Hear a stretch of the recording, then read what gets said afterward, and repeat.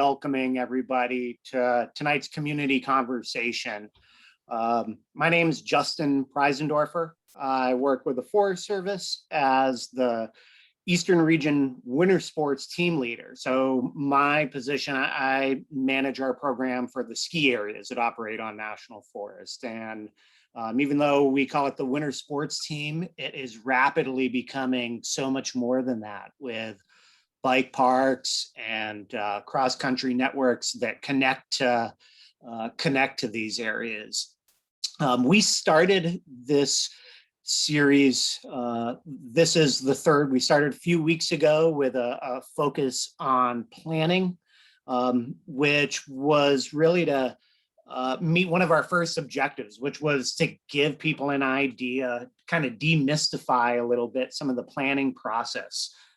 Our other objectives for this series are to encourage synergy, collaboration, community development, and then also celebrate some of our successes from the community and share some lessons learned. And it really feeds in quite well to tonight's session. Welcome on behalf of the hosts. This series is hosted by the U.S. Forest Service, Vermont Department of Forest Parks and Rec, and the Vermont Mountain Bike Association. We're able to pull this off through a partnership with IMBA. We have a couple fine folks from IMBA Trail Solutions who are helping facilitate, and I'll go ahead and turn it over to John Cox with some housekeeping.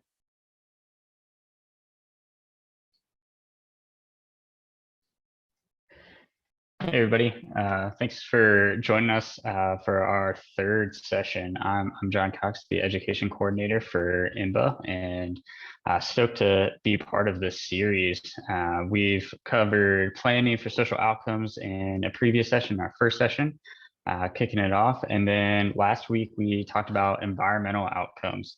And this week, if you didn't know, we're here for the Builders Forum.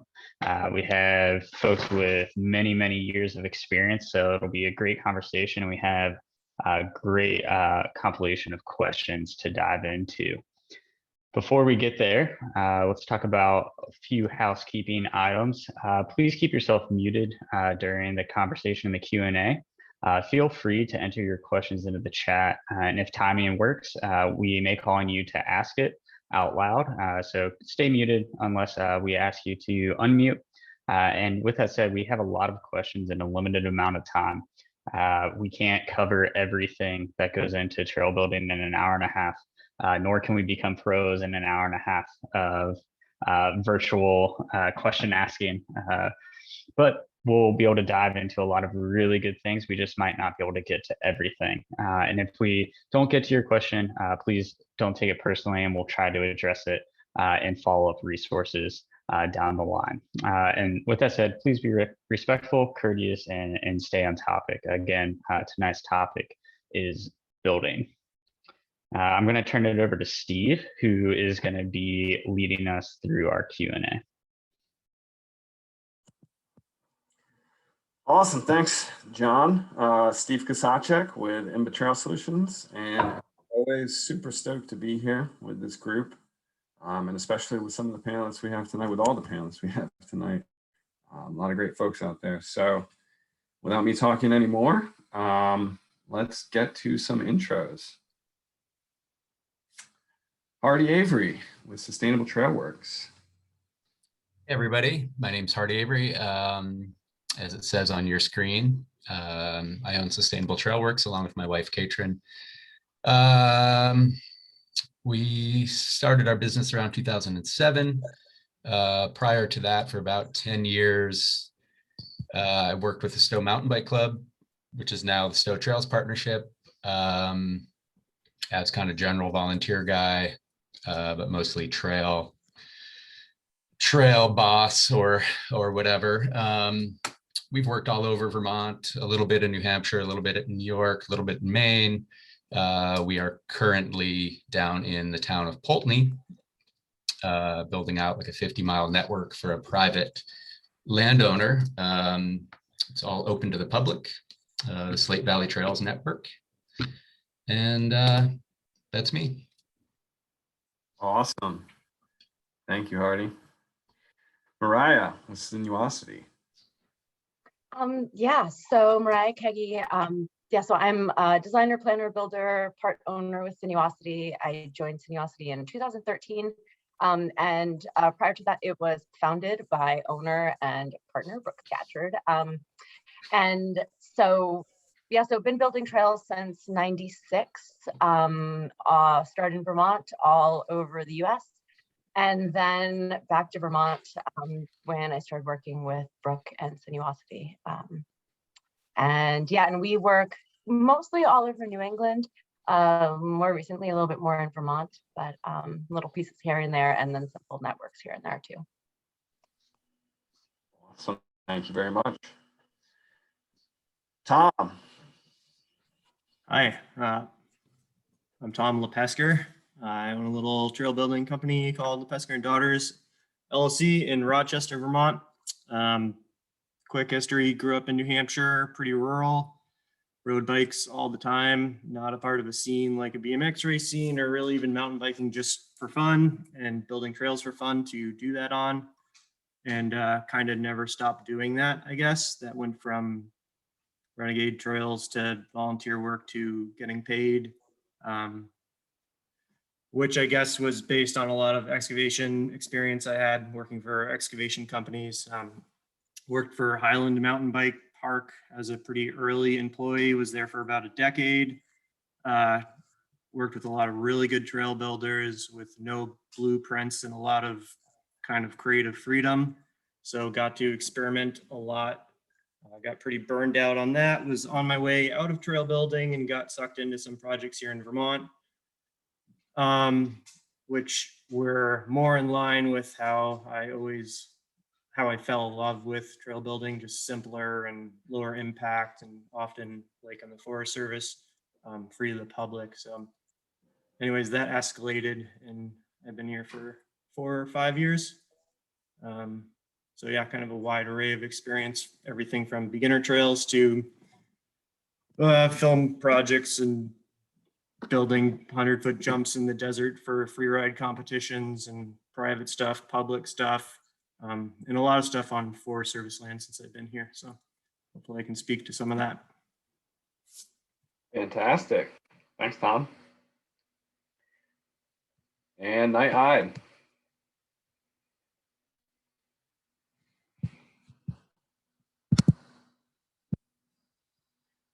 Oh, Night, you're muted there.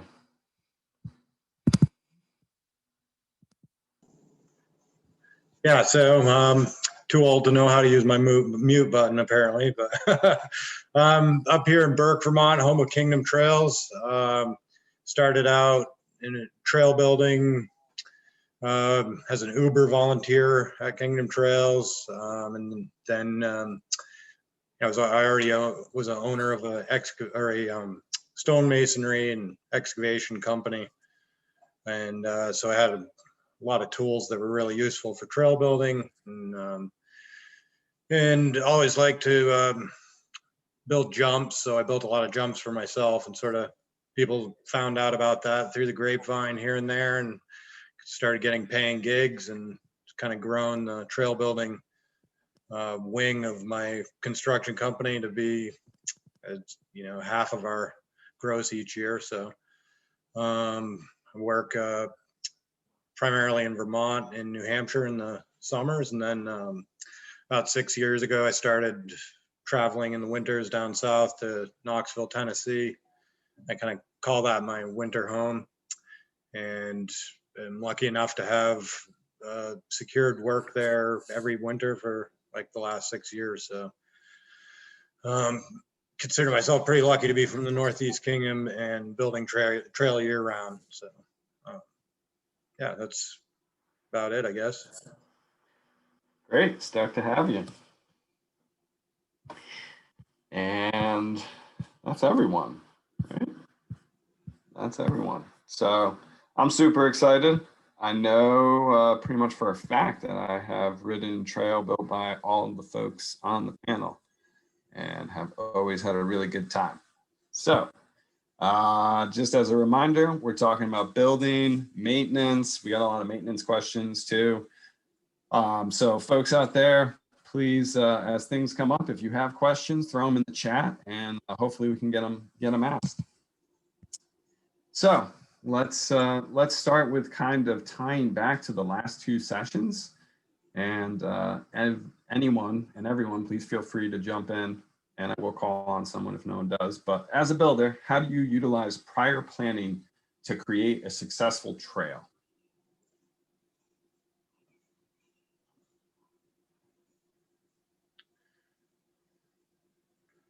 I see Mariah unmuted, so I'm just gonna call on you.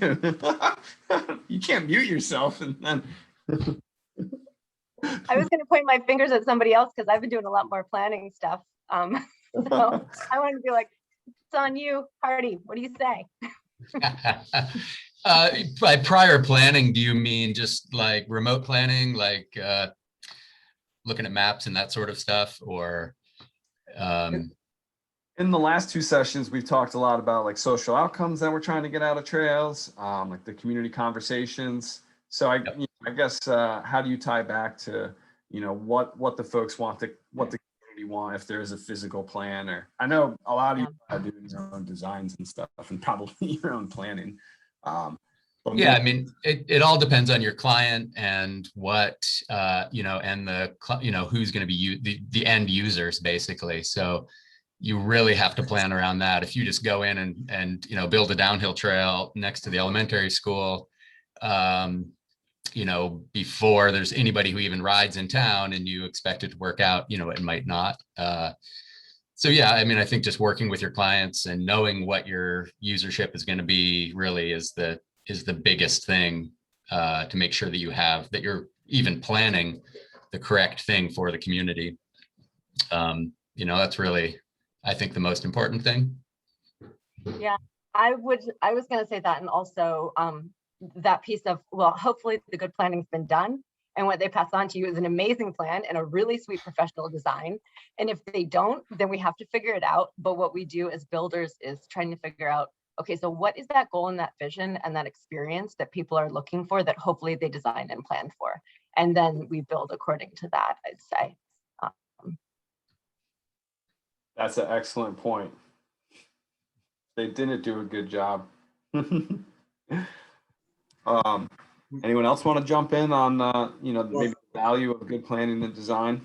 And yeah, well, here in at Kingdom Trails, trails are built on multiple landowners' land, so it's super important that you plan and make sure that you know whose property you're on and have permission. So that's like a really big part of planning our trail network up here, which I don't think you have to worry about as much when you're working with public land. So, smaller pieces, piecing them together. And it's actually the urban wilderness in Tennessee is very similar. It's the same sort of thing. There are a lot of public pieces, but in between those are private pieces. So. Yeah, I mean, long story short, the planning process is as important as the building process. You can just go out in the woods and start building and cause everybody a ton of trouble. And whether the builder is doing the planning, a lot of us have straddled the role between advocates, like volunteer advocates, and builders. So, I know I've been out in the woods, just walking around with the local chapter and like helping them out and like working on a passion project. And then I'm also the builder. And I think a lot of the other builders here have been in that same position. So, sometimes we're involved all the way through, but sometimes you get a plan just handed to you and you say, hey, this plan is not going to work. Let me put my, input into this, and making sure that you're really solid ahead of time is pretty key. I think that's awesome. That's a key point I think we're going to take away from this. But you just teed us up, Hardy, for the next question. So again, anyone, feel free to jump in. I think all of you have probably either had experience with or at least been on legacy trails. We're talking about Vermont, we're talking about New England. We have a lot of historical trails. And so back, in a time when we didn't necessarily do good planning, or there wasn't even really thought about that we should do planning, trails were still built or created. So what are the common issues as builders that you see on legacy trails that could have been prevented with, you know, better planning, design, or build techniques? I'll just throw in that first thing that always comes to mind is water. Pretty much always is water issues, and depending on what the initial intent of the trail was, sometimes it can get pretty far away from that initial vision. Other stuff I always see on legacy trails are just like bad layout a lot of the time, flow busty stuff that's, I guess there's a difference between like technical and awkward, and a lot of those legacy trails have like a lot of alignment issues, but water is the main one. Can we add flow busty to the glossary?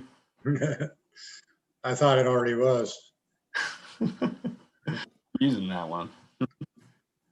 I would say like being too, just too steep. So, the not only is the water not managed properly, but the rider isn't. I mean, that's flow busty turns too, but just being unnecessarily steep, people are riding their brakes and causing erosion. Yep.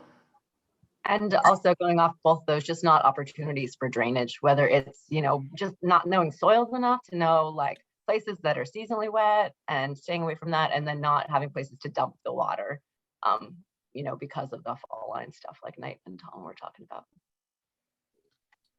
And kind of the outcome of all these things, I mean, we're all basically talking about erosion, and the outcome is just degradation of the resource and like potentially getting, the user group getting pulled off of the piece of property, whether it's like, the piece of town land you had a handshake agreement on and you built this trail and now it's all eroded into the parking lot and everybody hates mountain bikers, or, just in the end, it ends up being an issue for the land managers or landowners, or gets us pushed off the parcel because we've wrecked something. This one wasn't on the list, but kind of building off that, how many of you folks as builders might maybe get asked to rework like an old roadbed or like a historical extraction route, like an old skidder route or something like that? And what do you usually say when you're asked about that?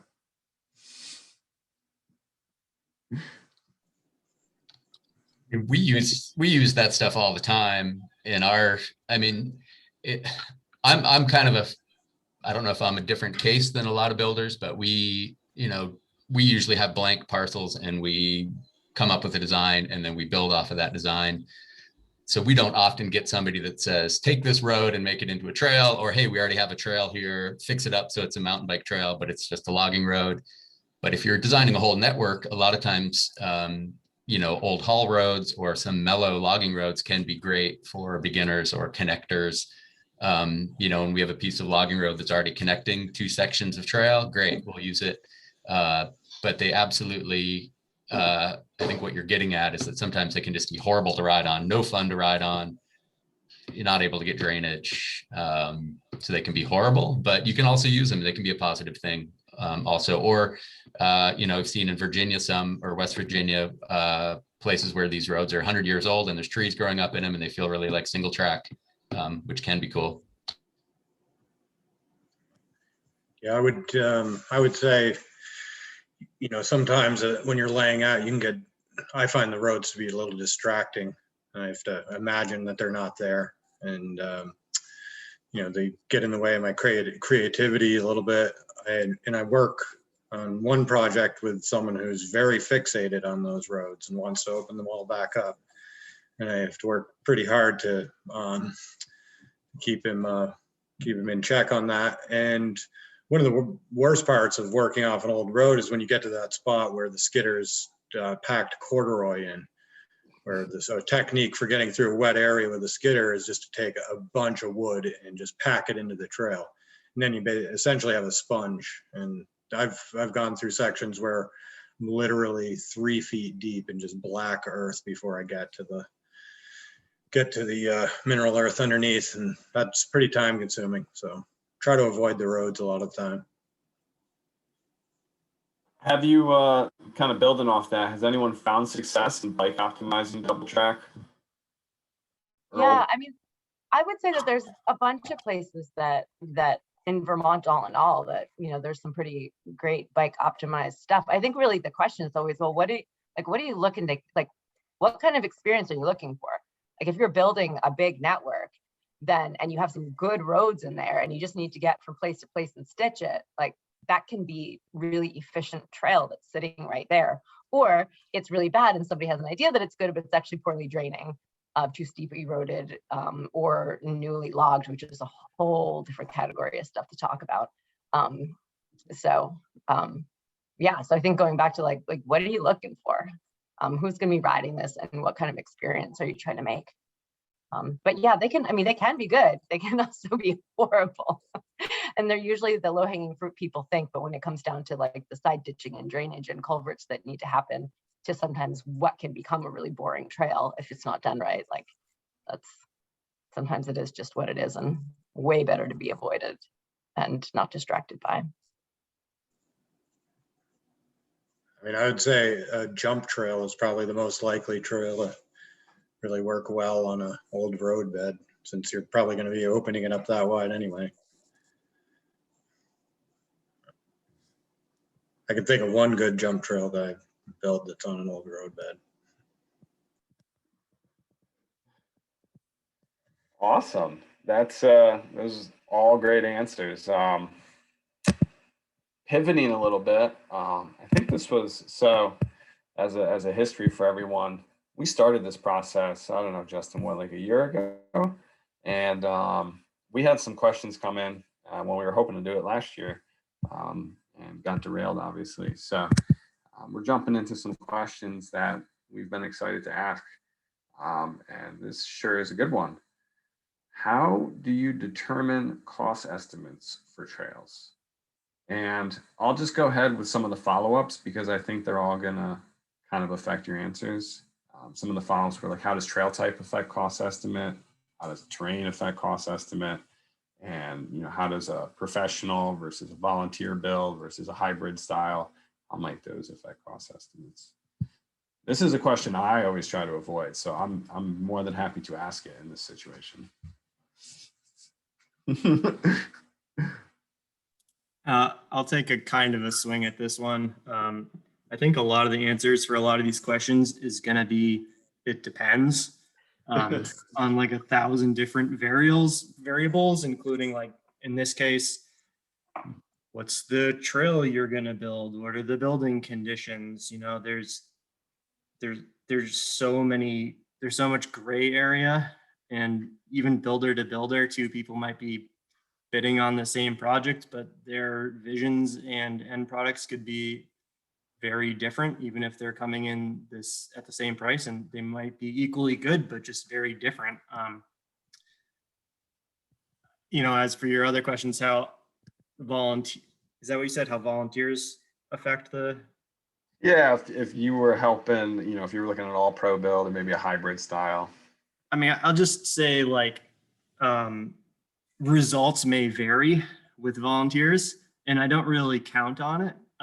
But that being said, there are lots of cases where it does pan out, but I would say that I don't rely on it, but a lot of times I'll put a caveat in the contract, like, hey, if you guys pick up some slack on this end, corridor clearing or handwork, if it's up to snuff, then, you know, then it makes sense for me to discount whatever the rate is. Yeah, corridor clearings that I usually try to, you know, once we do the cutting and then just getting the brush out of the way is one of the main things I use volunteers for. And then clean up at the end too, but you know, you need a particular type of volunteer to be a good shaper. Yeah, I would, I'd agree with all of that. And also, you know, just hauling, like if you're doing a lot of bridges, helping just haul in material can be helpful occasionally. And also going off of what Tom was saying and sort of that beginning part of this question, when people call us and they're like, how much is a trail going to cost? I like to do this analogy of like, okay, so you're a builder, like how much is a house going to cost for you to build for me? It's like, okay, like what size is your house? Where is your house? How many windows? How many doors? And it's the same sort of thing in terms of the absolute variability of site and specs and what you want.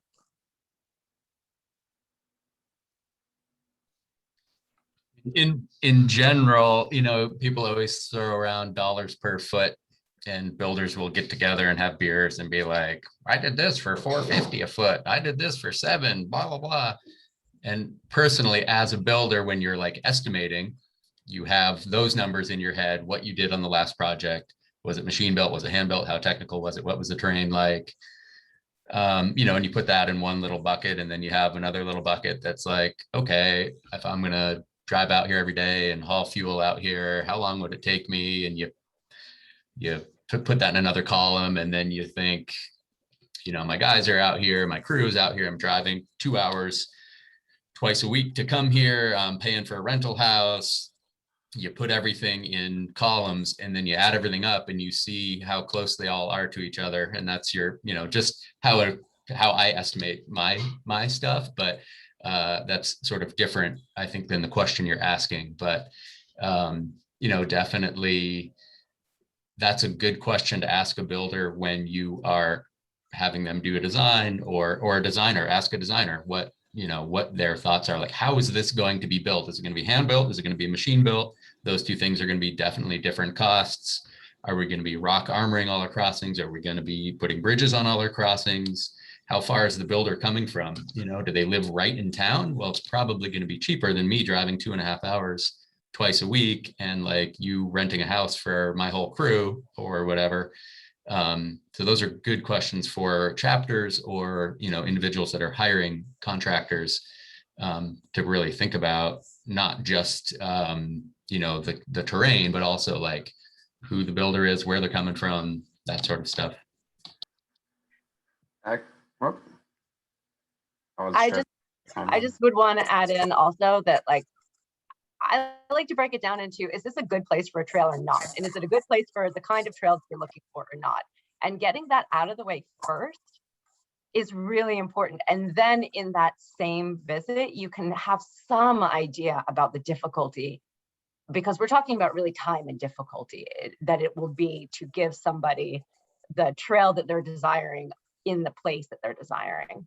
And so there really needs to be sort of an initial site visit that, you know, that can take a bunch of time for builders. And that's something that, you know, people really want to consider, because you're driving somewhere a lot of the time, unless you're right in town, like Hardy was saying, and taking a walk in the woods by yourself to just sort of look at things, and then having a chat to say, okay, well, what are we looking for?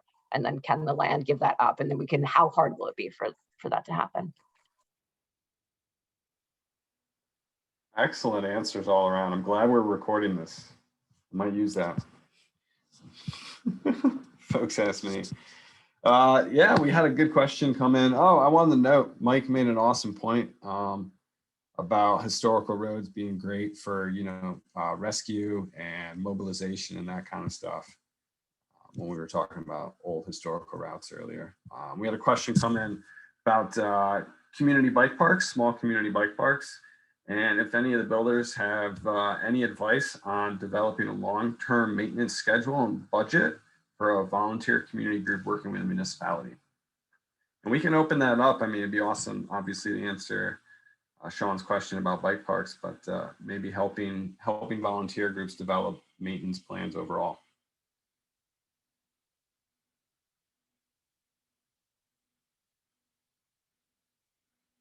Uh-oh. Not me. I'm not your guy. Yeah. I do know Tom and Knight have done a ton of this, and I think Mariah certainly more than me, but maintenance is huge. Right now we're working on this like 50-mile network in a single town with one little club, you know, that 6 years ago had 0 miles of trail in town, no renegade trails, no legacy trails, no mountain bikers. We're definitely wondering about maintenance. It's one of the huge things that we're trying to work on. And, you know, looking at the folks in Bentonville, talking to their director and about their maintenance program. And I know IMBA folks know this stuff well. I mean, it's different with a bike park, like a small little dirt jump park or something, but if you're thinking $1,000 a mile per year, that's very easy to spend on maintenance. And if you're thinking a broken picket fence rail here, a little parking lot, crushed stone, fix the bathrooms, all that stuff included with your trail maintenance, coming up with money to maintain your trails is crucial. But how exactly to do it, I don't have an answer. My wife, Katrin, is working on that with our local group. But I imagine the other folks probably have some better thoughts. Yeah, I mean, as far as like a little urban bike park, or like a city park, pump track or dirt jumps, usually I try to, steer everyone towards a hard surface, which is not very affordable. So most small towns can't afford that. But I mean, actually, I've built 3 pump tracks this year, and every one of them I told them they shouldn't do it. And then they still wanted to do it. And then I told them, well, they should plan on having a couple grand each year to spend on just reshaping it. And they still wanted to do it. So you just need to be clear with whoever it is that's building it, that there's going to be a dollar amount attached to that. So, and then in the build, you do whatever you can to make it like erode the least amount possible. If you're building a pump track or dirt jumps, building it in the trees is key. Almost everyone comes to me with a field that they want to put a pump track in. And I'm like, well, how about this little section of woods over here? It looks much better to me because then your trail is protected from the sun and the rain by the canopy. And then as far as like most of the building that I do is with organizations that have a pretty deep history of already having volunteer groups and they know their trail network a lot better than I do. So, and then I do have my pet project locally, Victory Hill, that, we just the last couple of years we're taking care of that ourselves, and we were the only ones riding it too. So, then they also don't allow riding 24 hours after rain, and that makes a huge difference. One year for the 2 years they were open, that policy made such a huge difference. I could go from where I live on Kingdom Trails over there and see a huge difference between the degradation of the trail just based on like not riding when it's wet. Yeah, I was going to say that last piece too, in terms of like, there's a few different pieces to this. There's management. So first off, if you can get a whole network up to like people call it sustainable all the time, who have been starting to call it a maintainable standard, then it's easy to maintain. And then if you manage it properly, like Knight was saying, then suddenly your maintenance is really not that hard.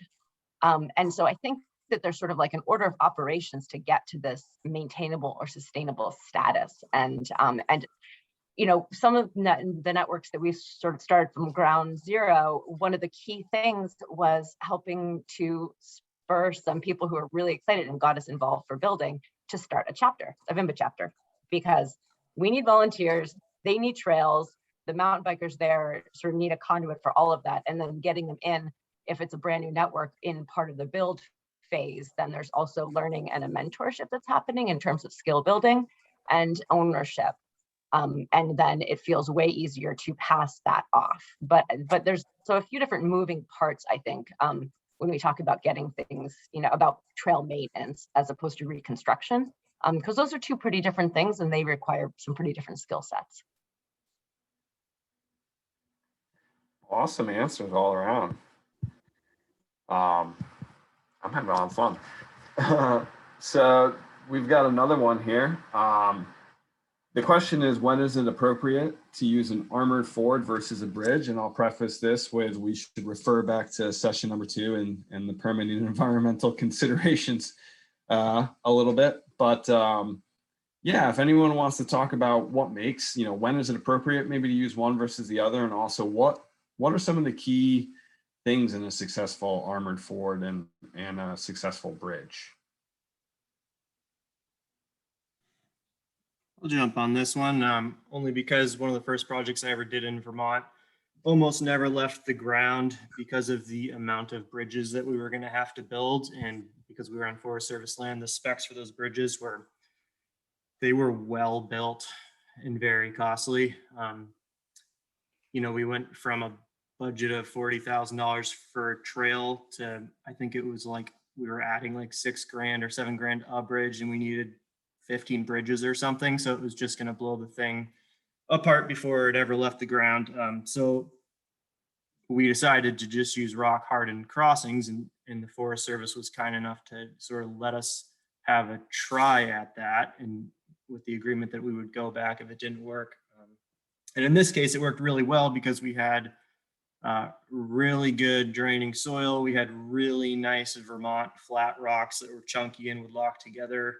The material we were placing them on was rocky and fairly resistant to getting washed out. And I'm kind of the opinion where anytime I build a trail and it's really remote, I lean really hard into the rock crossings because the maintenance down the road is pretty high. I mean, bridges can sometimes only last 10 years, and that sneaks up to you really fast. And the motivation to fix those is a lot different than the motivation when you were originally building that trail, and sometimes that can kill a trail. So I think in Vermont, we have a really unique opportunity with all these flat rocks to build these things all over the place. And I know they're not everybody's favorite because they can be a little jarring, and depending on the water flow, you might get a little wet, but especially for a seasonal type watershed, they seem to be, in my opinion, kind of the way to go most of the time when you can pull it off. Awesome. Anyone else want to jump in? Yeah, Tom has a special attachment that he got for his excavator that finds rocks in the woods somehow. That project he was talking about in Rochester, one of the most embarrassing moments of my career, working on that project design-wise. We had all these bridges planned, and he comes in, and I stepped away from that project. He comes in and does these armored crossings that are just phenomenal. Super cool to check out when you're riding, totally not jarring to ride on, and really super cool. That being said, if you have to build bridges, we do build all our bridges out of PT. We, usually run some sort of rubber membrane over the joints in the stringers, and we hope that our construction will get those bridges to be like 25-year bridges. So if you are building bridges for some poor little group, your town chapter, raises up this money for this trail, they're so psyched, and they're paying you to build this bridge way out remotely somewhere, make sure you build it the best you can so it'll last as long as possible. That's my goal, at least. And I'm not as good at doing armored crossings as some folks are, so we end up with a few more bridges than Tom or somebody else. But yeah, that's crucial. Make your bridges last if you are going to go bridges.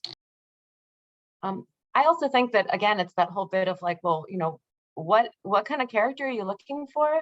And then once you know that, what's most appropriate in terms of yeah, if you have the flat rocks, that's sweet, and the permitting allows and all of that, or sometimes you don't have that, and sort of there, and then that aspect of, if you're going to do it, the most important thing is that transitions are good.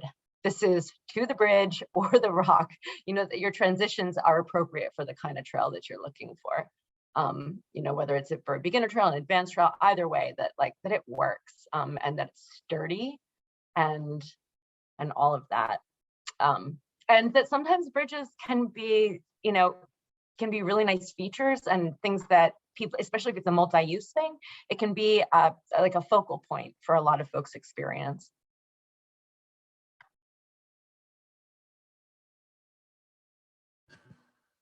Awesome. Lots of great answers as usual. Personally, more rock is always my answer for everything.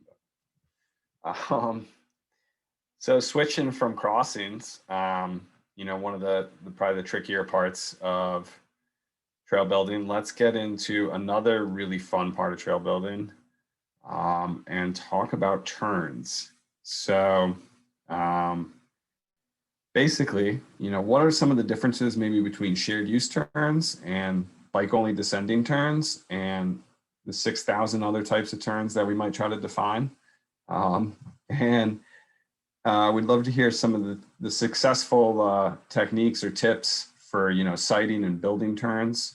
And also we had a question about maintaining turns and specifically maintaining berm turns.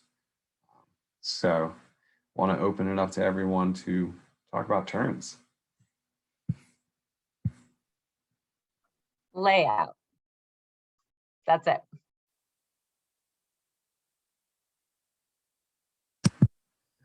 It's like the drop the mic answer. Yeah, I agree with Mariah. I think I probably spend more time looking at turn locations when I'm laying out a trail than any other part of the trail. Looking for level areas, good material. If I'm gonna have to regrade the way that the turn is situated, if the hill's like this and I have to go like that, I'm thinking about the water table and drainage. Sorry, and I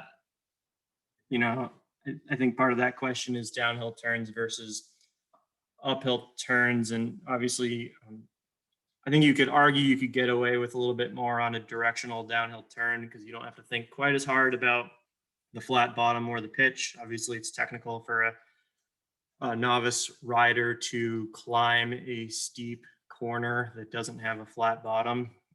But even on the downhill trails, I think it's pretty important to think about not only making like a nice wall to ride on, but also a friendly, flatter area for the less experienced riders. So that's not sharing the drainage and turning into rubble.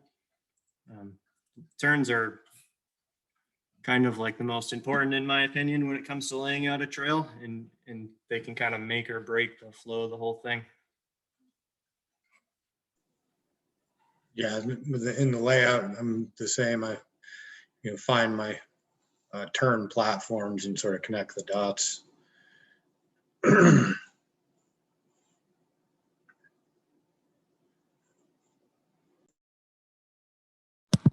anyone touch on maintenance of turns? One pet peeve I have about maintenance of turns is when the dirt is all still there. So just get a shovel and put it back on the steep wall. People tend to just start cutting into the berm to create a steeper surface again when it gets flat. And you just end up with a shorter and shorter berm and the drainage is gone. So I don't know. I think you're gonna have to come in with an excavator eventually. But, right, Tom?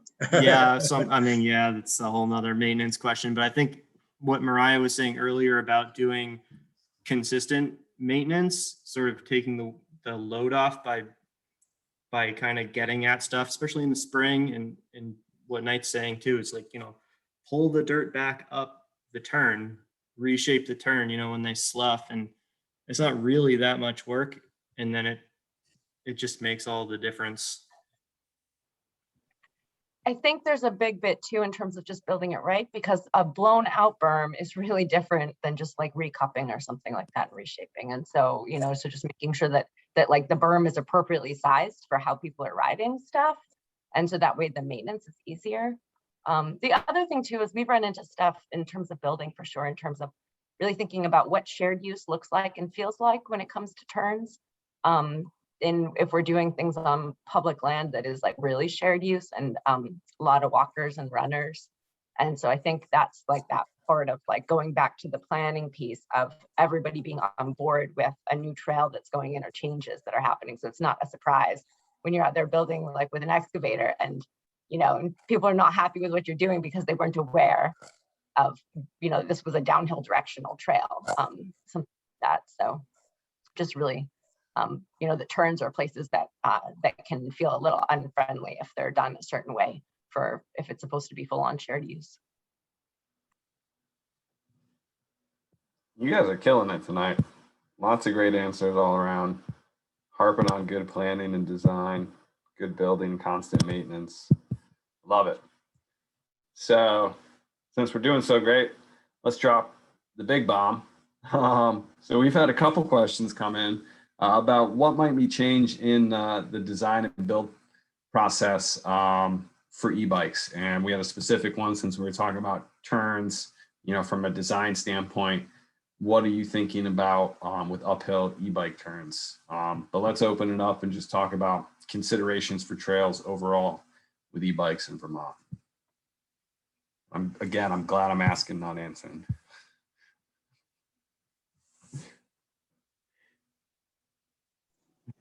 I mean, I know I love climbing on my e-bike.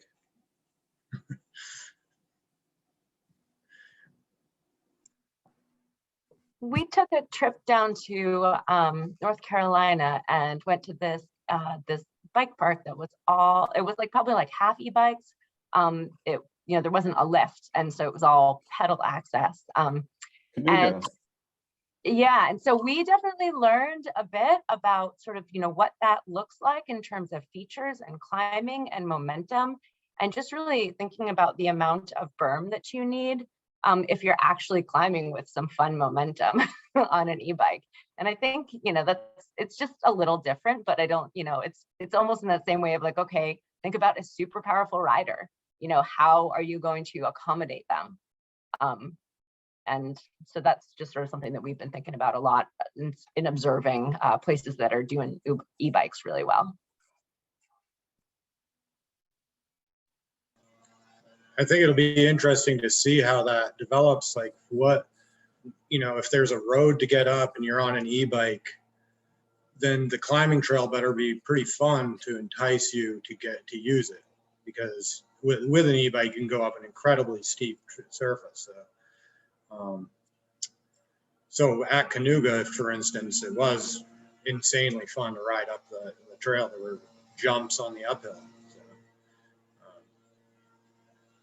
I tended to opt for the road, though.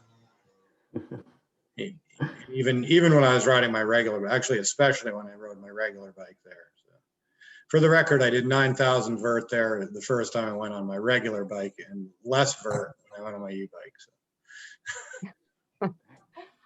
Fun place. Yeah, something that we had there also was just like, if you're going to have people on e-bikes who are going uphill, and then people are pedaling who are going uphill, just making sure it's wide enough to accommodate folks, because if you're pedaling and really working your butt off, having to pull over all the time, especially if you enjoy pedaling up, I don't dislike it, but having to pull over all the time for somebody who's faster all the time, and having to get off your bike for that can be a little annoying. And so just thinking about that in the design phase, I think is something that I think we'll have to consider, places that seems appropriate.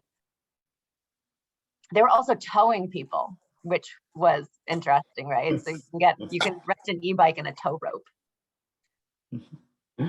Oh yeah, I've seen that. I've never been on the receiving end though. Yeah, I guess it's interesting. There's a lot of talk about the user conflict, and Knoxville's it's an urban area with a lot of trails and a lot of people riding bikes, and there's a pretty good crowd of people who are riding e-bikes there now. I've never heard of any conflicts related directly to e-bikes so far, so it's worth noting, I guess. And those are not direct. They do have a few directional trails, but most of the trails there are straight up cross-country trails. I think we'd all agree modern bikes we go pretty fast on already. So we had another question come in, switching gears from e-bikes. Is it harder to build a great climbing specific trail or a great, downhill gravity specific trail? Downhill for sure. We got one for downhill. I would have to say that I think it depends on what you think hard is, because if you're building a really boring trail that doesn't bring you joy and you're not imagining all the joy, Like that's hard in a different way.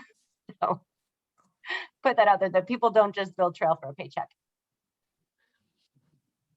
Yeah, I would say that I think Hardy's referring to just like getting the turns right and getting the gaps, the jumps right is harder on as far as like building a downhill trail, but the motivation on the uphill trail for me is not as strong. So, my motivation ultimately is just to be able to ride the trail and have fun on it. And, I'm not as excited on the climbs as I am on the down. So.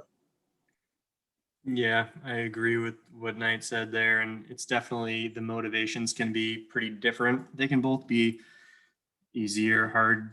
It's another depends answer. They can both be easy or hard to build, but when I'm building uphills, I'm usually more focused, still building berms so that you can carry speed up the hill if you're flying, but more focused on like destinations and, passing some boulders or some nice outlook at your leisurely pace. And when we're building downhill trails, we're focused on flow and timing and making sure that the consistency is there. So it's fun and not potentially super dangerous, but they can both be easy or hard to build. Sort of just depends. Common theme of the evening. So jumping back to, we were talking about, legacy historical trails, and this is probably for real, really any trails, but talking about maintenance. So I'm just going to throw out, some of the specific maintenance stuff we talked about, or we had questions come in about. But, icebergs, rocks popping up. I just spent all afternoon popping rocks out of a trail with a bunch of kids. Seeps, brake bumps, that's a favorite, and shortcutting. I think we all know that. Hopefully everybody on the call understands what the answer for shortcutting is going to be. Death. I was going to say build a better trail.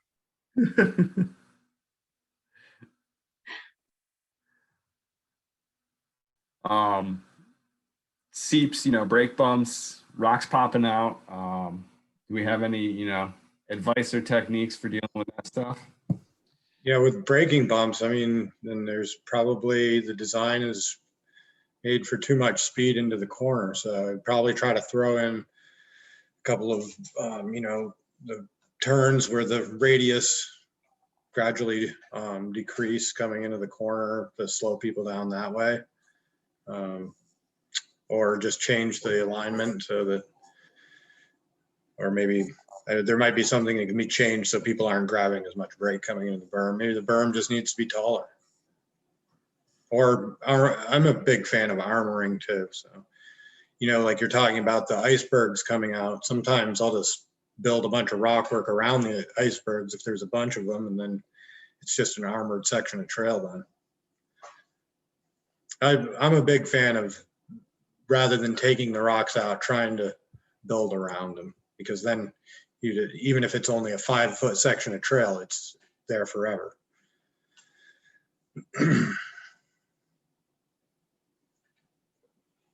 Yeah, I think a lot about appropriately sized berms to make sure that you're really accommodating the riders the way that they're riding, rather than like manipulating the riders into riding the way that you want them to ride it. Thinking like, if this is like, there are going to be some really fast riders on this trail, and I've set them up for this turn, and this turn could be really fun, and the berm has to be big enough so that way they're not grabbing handfuls of brakes and they see that it's coming and there aren't surprises. And I think the biggest thing is consistency of character, because if something surprises you and you didn't see it and suddenly it's super different than the rest of the trail, like you might grab brakes. And so, so that's one thing in terms of, bumping brakes and all that kind of stuff. And then, and one thing that I always think about was like the rocks that come out of the trail. Like if they're loose, like I personally, like we don't usually pop out rocks all that much. But if they're loose, you want to get rid of them because there's a certain amount of compaction that's just kind of going to happen. Unless what you're talking about is erosion, right? Because those are two different things that you're dealing with. And whether you want to reroute, reconstruct, those are all those are all questions. Site specific. I think the brake bumps and the shortcuts are sort of tied together or similar.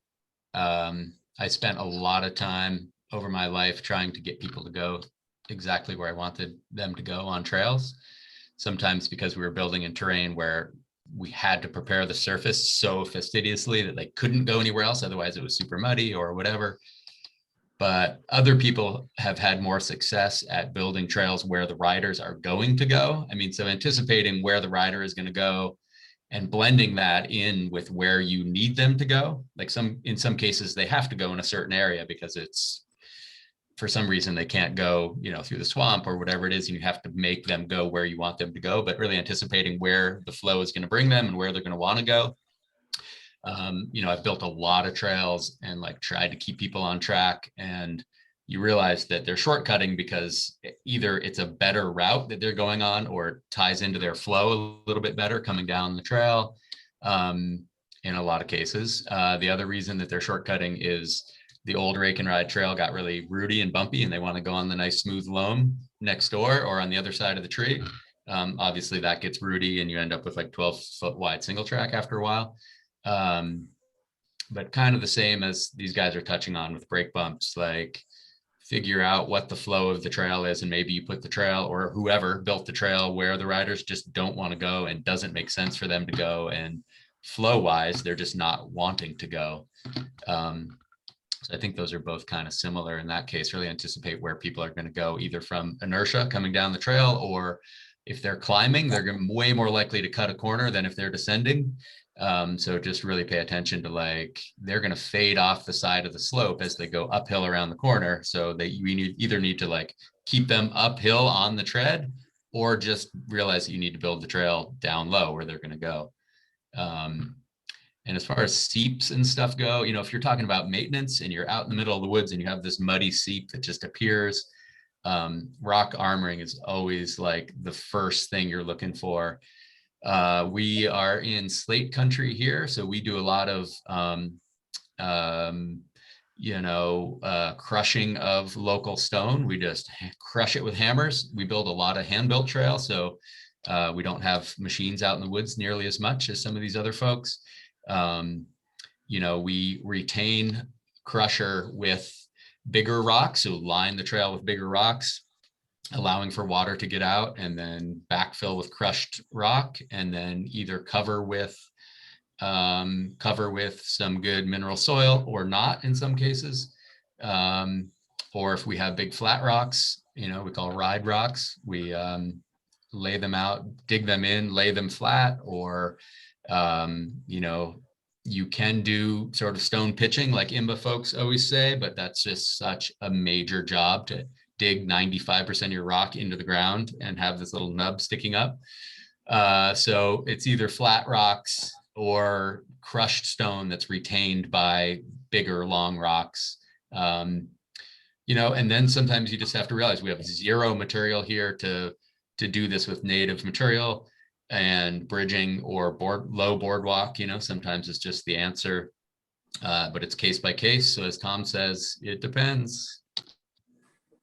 Also, so then there's that next piece too of whether it's, just making sure that ecologically you should be messing with that, even though the trail's all the way there is like already there is one thing. And then, and then excavator wise, like if you have equipment in there, then, uphill ditching, culvert, that kind of stuff. And so part of it is thinking about, what's your labor source? Where are you? And should you be digging where you're digging before you go and dig? Yeah, and possible relocation. Like I think Mariah brought up earlier, let's just relocate. We had some folks at the VIMBA training here a while ago asking us about that, and just horrible and muddy and low. Like, can you just go somewhere else? Awesome. Yeah, can I just add one thing? Yeah, of course. Yeah, just to reiterate kind of what everyone's saying here, I just want to point out if you're doing it with volunteers, that's another really good reason to lean into rock armoring. I know on Forest Service land this maybe doesn't apply as much, but trying to do little culverts or little tiny hand-built ditches, they pretty much become a maintenance nightmare. So it's almost like not worth doing a lot of the time. And also for the iceberg thing, I think that there's nothing wrong with a rock being in the trail. It's potentially awesome, and just depends on the purpose of the trail. It's different maybe if you have an iceberg coming out of a berm and it's screwing everybody up, or it's causing braking bumps because people are grabbing their brake as they cross it. But Yeah, we get really excited here at Kingdom Trails when we find a rock. Knight, we had a question about, you were talking about rock armoring around icebergs, and I guess just rock armoring in general. If you want to talk about rock armoring and some of the techniques. Sure. I mean, I guess, Hardy referred to the method where you bury 95% of the stone in the earth, and I do use that technique, but usually, like if I have a rock that is a flat rock that I'm not 100% sure it's gonna its own weight is gonna stay there on its own if it's on a steep surface, then I'll use the other rocks around that to sort of lock it in place, the rocks that are laid deep in the ground. So you don't have to like go and do the whole bit of armoring that way, but it definitely does help to retain those other rocks that, rock might be, 2 foot by 3 foot, but only like 3 inches thick, 2 or 3 inches thick. And that's potentially could move if it's on a steep surface. And so if you're locking it in with those other rocks, that really helps. Yeah, and then as far as our armoring around the icebergs, I definitely wouldn't do that in a berm. But usually if there's a bunch of icebergs, so like it's like 50-50 dirt and rocks, and that would be a situation where I might armor. Awesome. Anyone else want to touch on rock armoring, or? I just want to add in, if you're going to do it right, make it stable. It's like, just like, and if you don't know how to do it, then build a bridge. Do what you know how to do. Yeah, none of the rocks should move. They should all be, exactly. They so shouldn't what move at all. That's what Nate's saying is, like, if you can't either set a big rock if you have a hard time setting rocks and get that stable. And then if you're good enough at that, then you can use smaller rocks and get them stable, but they should all always be stable, or you probably shouldn't be doing it. And you should get somebody to show you show you how to do the work. Am I supposed to make a lot of noise when I ride over? Although we do have a couple trails, Lawrence Loop in Stowe, and then a little trail up on a mountain in Addison County, that every time, like your whole posse, you can hear the little rock duk, duk, duk, duk, every time somebody goes by. And it's been like that, like Lawrence Loop, it's been like 20 years. This one rock like sings at you every time you go through, but still, it's not the best. Awesome. Love talking rock work. And I've seen some awesome rock work in Vermont and all over. So thank you. So as builders, let's jump to talking about how we can mitigate visitor conflicts on shared use trails. So what are some of the techniques, tips of the trade? And we specifically, how important are sightlines? And how do we as volunteers, we have obviously a whole slew of volunteers here listening to your wise words, ensure good sightlines on shared use trails? Yeah, I mean, that goes to the maintenance thing. When you're doing the maintenance, a lot of times maintenance is done really quickly. The drains aren't blown out and the sight lines aren't cut. So, the person who's doing the maintenance needs to be educated on that those sight lines need to be cut out. So, and I do the maintenance at Moose Haven here, and we at the beginning of the season aggressively cut back the corridor, and that's what it seems to work pretty well. It doesn't really, we have to do one mid season, but just doing the cutting back at the beginning works pretty well.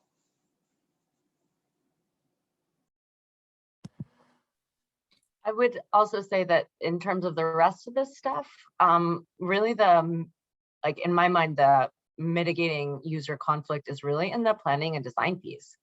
And when it comes to it, when you're building, like, you really hope that that happened well, because you don't have a lot of control at that point, except for, I guess, establishing the initial sight lines, like, if, anything in terms of like a trail junction, if it's not laid out and designed in a way to mitigate user conflict, like, you don't have much of a choice as a builder at that point, aside from stepping back and saying, whoa, folks, like, I have concerns for you all, but I don't know what to do about it right now.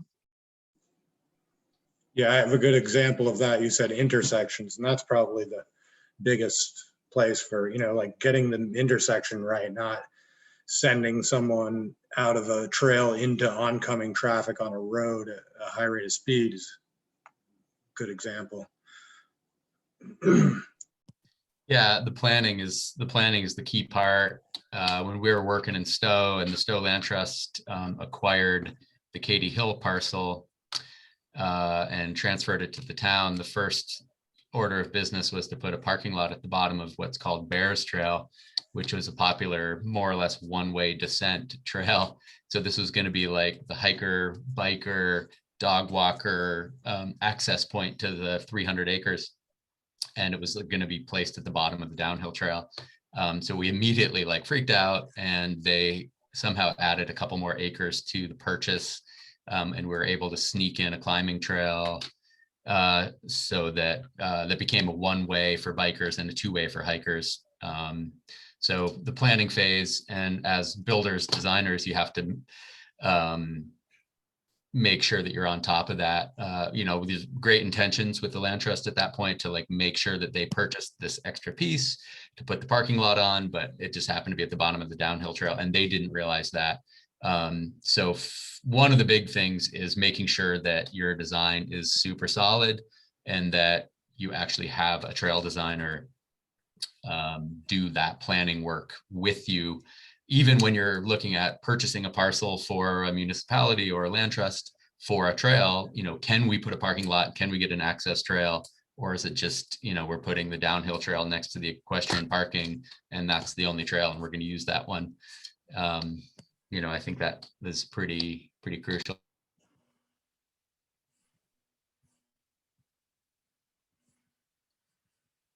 Excellent. Again, love all the harping on planning and design. I think I might know some of the answer to this, but can we talk about features in the trail, and how do we determine what features to include in a trail? When is it appropriate to include optional features, A/B lines? Maybe talk about some of the significance of those, why we want to include them. Well, that kind of goes to the user conflict thing with the A/B lines. If you do an A/B line, it's really important that the merge back in is done safely, because if you have a drop that when you're landing, you're going at a high rate of speed, and then the B line cuts into that just below the landing where you don't have any time to stop, then that's going to create a user conflict that's potentially pretty catastrophic, not just two people yelling at each other. So, and then that goes to sight lines. I usually like to try to run the trail parallel to each other for a length, so that you can see, oh, someone's merging here. It all depends. Depends. I think when you're planning your trail, right, you're sort of figuring out what the nature of that thing's going to be, and then you're choosing features that fit inside of that, I don't know, whatever constraints you've decided that trail is going to live within. And then I sort of feel like it's easy to go outside of that. Maybe if you're building like a green or a blue trail, and then you see a rock ledge, it's really tempting to just head over to that rock ledge and incorporate that somehow. And maybe there's a way to do that, so long as you're actually giving some consideration to the B line and not just hacking it in after the fact. But I would say, just in general, when you're, obviously a lot of what a lot of us are talking about here is machine specific, but no matter what kind of trail you're building, trying to create some consistency throughout the trail for those features. It's always weird when you ride a trail and there's just one like very strange off-speed drop, and then this slow section, and then a feature that there's maybe only one of in the whole trail. So when I'm thinking about features, I'm sort of thinking about it as the trail as a whole, and then kind of trying to create some consistency. Yeah, I bring that back to that whole idea of, what's that vision that the client is thinking about having be that trail experience, and then having that like translate all the way down. And then so that, then having fun and thinking about, okay, well, how do we create that experience with features? Does it involve features? Is it multi-use? Is it not? What size features and shape of features would be appropriate for that? And totally agreeing with Tom about that consistency piece. And the consistency doesn't mean that it's the same. It means that that character and that experience is the same, but that there's hopefully a lot of diversity within those confines of that character and experience that you're looking for, if that makes sense to folks. Well, it makes sense to me, but I do hope it makes sense to everyone. Some awesome answers there. We are quickly coming up. I just looked at the clock. We've probably got, another 10 or 12 minutes of questions, and we'll do a quick recap. So shifting gears, well, I wanted to ask one more question, a little bit about build and design techniques, and then we'll shift gears a little bit. But as far as creating more accessible trails, especially I think we talked about historical and legacy trails, and I think we all know how some of those can be quite inaccessible sometimes. So on the idea of accessibility, as builders and designers, what can we do to make trails more accessible, and specifically for adaptive riders?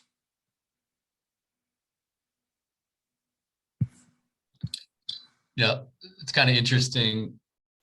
When I started building, we would occasionally run across something with the Forest Service, whether something was going to be ADA spec or not, American Disabilities Act spec, the bridge had to have, less than a 1/4 inch of height differential between the trail and the wood of the bridge, and that's totally a different deal than accessibility now. We have a guy who comes down here and rides on his adaptive bike, and I don't encourage necessarily shredding a 36-inch bike on 18-inch single track, but this guy rides all over our network, and it's pretty crazy.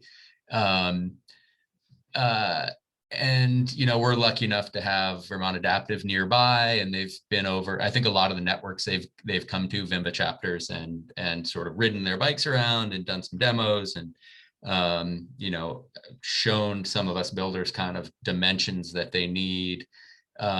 But it's really all over the place. When they were here, the Vermont Adaptive folks, they're like, oh, we just need like a mile of trail by the parking lot that's 4 feet wide, and I thought, oh, okay, yeah, we can do that. And then our buddy Greg shows up, and he's like at the top of the network, dropping into the jump trail. So it can be all over the place. The biggest thing really is just width. And then, some people need a mile of trail. It's just like any other user. Some people are going to ride that mile loop next to the parking lot, and some people are going to go a bunch bigger. The biggest real hurdle is going to be width, because some guys or folks will ride with a spotter and help them through steeper stuff or really techie stuff. But we're slowly getting into it down here at Slate Valley Trails.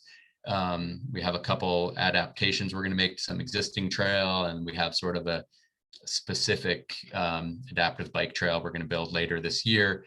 But it's sort of the mile loop near the lot, so it can be all over the place. Yeah, I feel like the one really big thing is just making sure that bridges are, bridges, if they're not wide enough, are just no-goes. And so in thinking, that's sort of, and then from there, then you're talking about sort of more trail nuance kind of stuff in terms of how wide the corridor can be. And then simple things like not putting in guide stones, which I personally don't love anyway. I would prefer to design the trail and build it so people want to ride on the trail rather than having to force them on. But guide stones are just a simple thing of avoiding them, is sort of a easy change. I think that's That's all I got. Excellent. So yeah, I wanted to wrap up now. We had a couple questions. So jumping back maybe from some of the specifics of designing and building. And so I'm just going to throw a couple questions at y'all and digest and jump in. But as a builder, how can the community best support you prior to breaking ground? And then with that, what are some of the ways you need assistance and support as an industry? I hope we can all agree on the call that trails are super popular and only getting more popular. And behind that is a whole industry that's growing. So especially, there's been some recent funding announcements in Vermont, and increase in work. So how can the community at large, help to develop the workforce, or what do you need as an industry, as a trail building industry, and how can the community support that? We're getting high level here. Come on.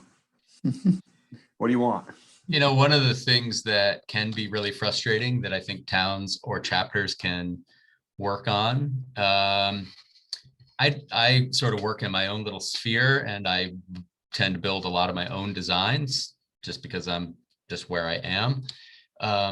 It can be a little bit tough to work with a chapter or a community where, like, the select board member or the gung-ho trail chapter member went out and laid out the trail and they want you to build it. The biggest thing is involve your builder as soon as possible in your brainstorming for your trail network or trail. I think that's the biggest thing. Make sure that you have them involved right from the beginning to make sure it's even a good idea to use that parcel, or can you even use the parcel?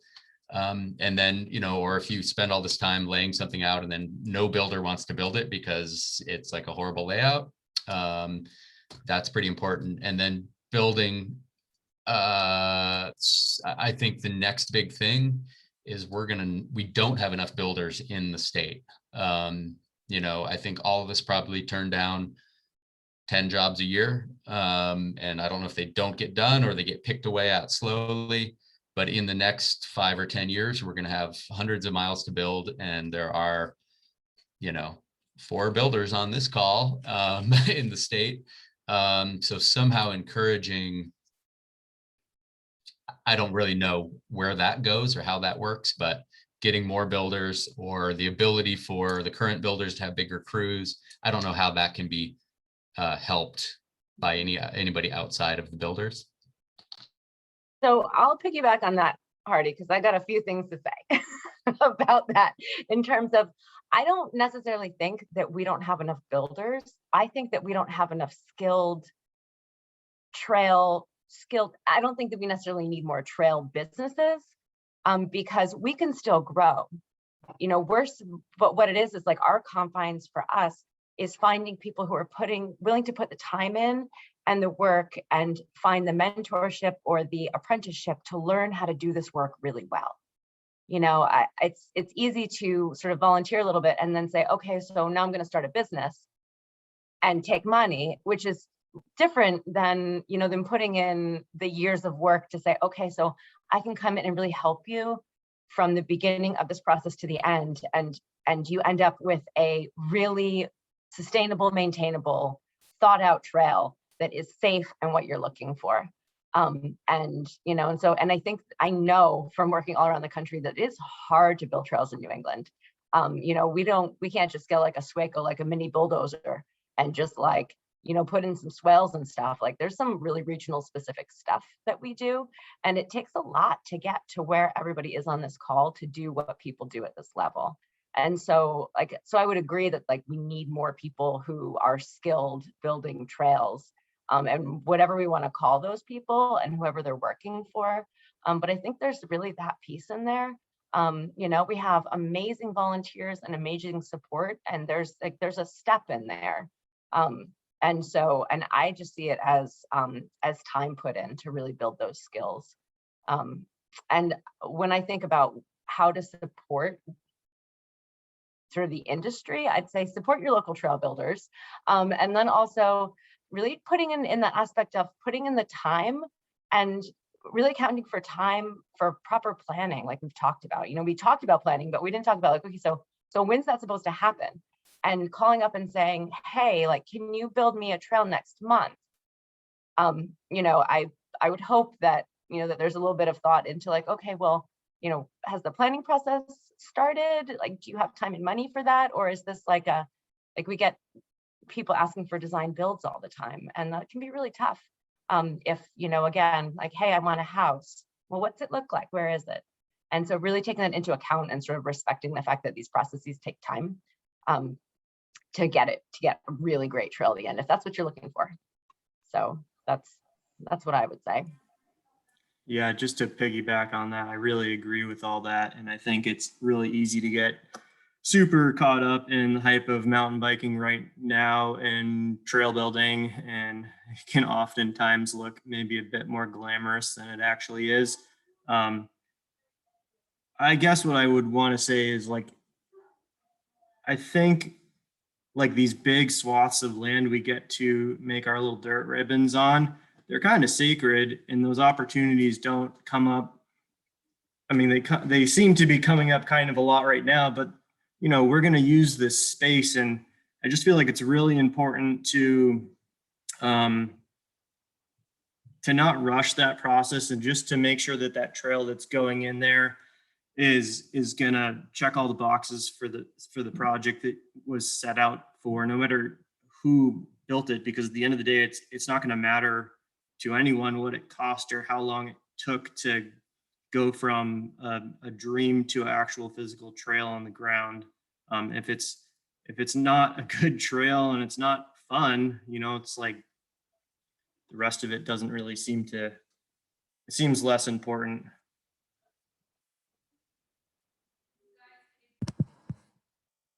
Awesome.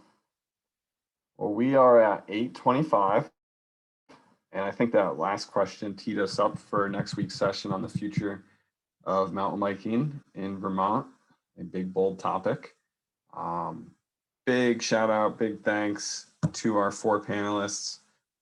Personally, a little bit of a fanboy, and y'all have been building trails probably longer than I've been riding mountain bikes. And so this was a real treat to get to hang out, and hopefully maybe I can buy y'all beer someday, ride bikes. So I think we all heard some really common themes, and our builders stayed on the high level topics of sustainable, high quality trails that we've been talking about through this entire series, and they definitely harped on good planning and design. So that's pretty huge. I think we learned a lot of cool little lessons and heard some good tips and tricks. And I'm going to hand off to Mr. John Cox to wrap us up. And again, thank you, panelists. Awesome. Thanks, Steve. And thank you, all the panelists. Yeah, it was a great evening. It flew by. I looked up and was like, oh, we're about to go over. So thank you for sharing your knowledge. And I hope everyone got something out of this. And you'll get a follow-up email, as always, with a link to the recording. So if there was something that you missed, or you came in late, or you just want to rewatch it, you'll have access to that, as well as update on who our door prize winner is. So we'll be drawing a name from our participants from this evening. So stay tuned for that. And we look forward to having you all back next week for a discussion on the future of mountain biking in Vermont. Thanks, everybody.